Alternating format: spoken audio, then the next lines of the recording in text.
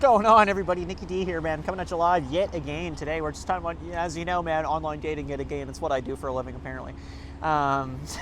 It's what gets views, man. You guys love it. So anyway, I often get asked this all the time, man. So I always get asked like the top 3 dating apps, the top 3 worst apps. So I figured, why not take a look at like the probably the worst I've ever used. So this list could go on for a long time. We could make a half-an-hour video on it. Now, I can't remember the name of it. It's the problem. Off the top of my head, there's 2 that always come to the top of my head, okay? Now, one I remember the name of, and the other one I can't, but I'm pretty sure I made a video on it or something.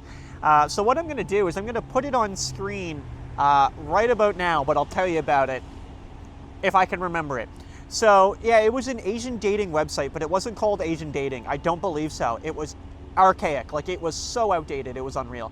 So there was no app that I remember. And I remember going in, and it's like this red, like, it almost looked like XP days of a website, you know? It was obvious. I make the account, and within, like, 2 minutes, dude, this woman messages me. She's wearing, like, it's like a full-body picture, and it calls email, too, so you know it's old. She's in like heels and like a flowing red dress, and she's like telling me how she loves me and stuff. And I gotta be honest, like, there has never been a bigger waste of time than one other dating app.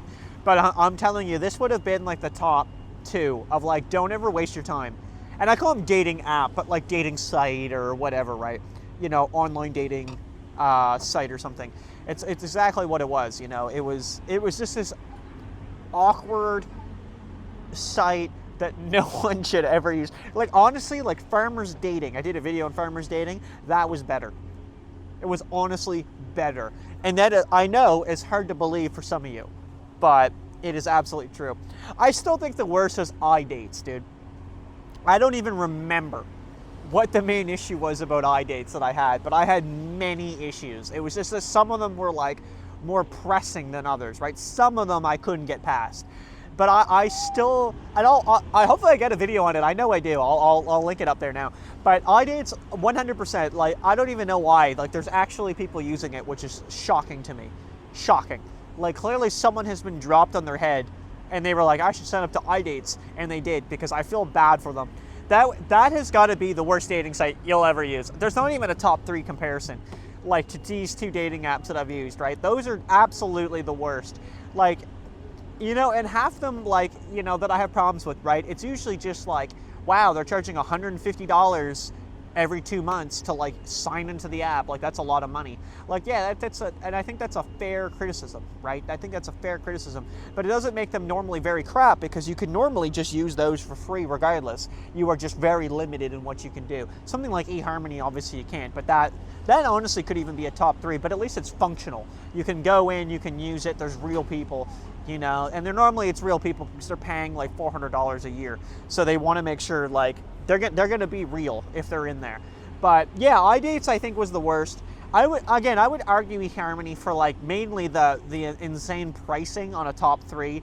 But like even like Plenty of Fish or something is still kind of relevant, because at least you can still message for free, which some of the apps don't have that. But if you looked at like Hinge compared to Plenty of Fish, like, there's no comparison, right?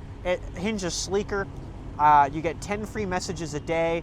The only advantage in Plenty of Fish is you can just search blindly in a list and message anybody, where Hinge, you got to go like through them one at a time. But like for 10 likes, it's way better.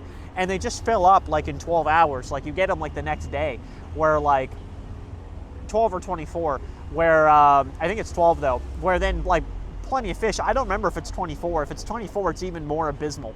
So yeah, Plenty of Fish could even be number 3. And I think it's also just like reputation as well, because like obviously Plenty of Fish has one of the worst reputations nowadays anyway.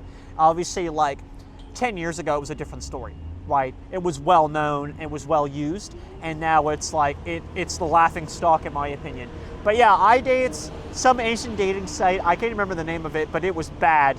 And then it's a debate, honestly, for the top 3, but I would say Plenty of Fish. Like, even something like Chispa, right, that I wasn't very crazy about, was still better, because at least it was like pretty functional, pretty sleek.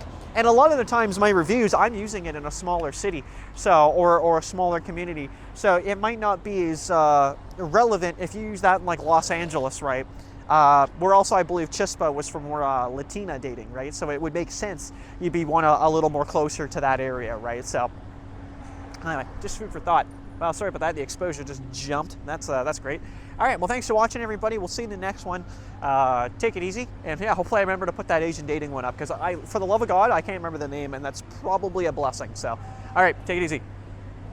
Thanks for watching, you pencil pushers. If you guys want to check out my Instagram here, I've just got it in the background. It's Nick Daniels Photography with an underscore in between each word where I post every day. That's a lie. Thanks for watching. Peace.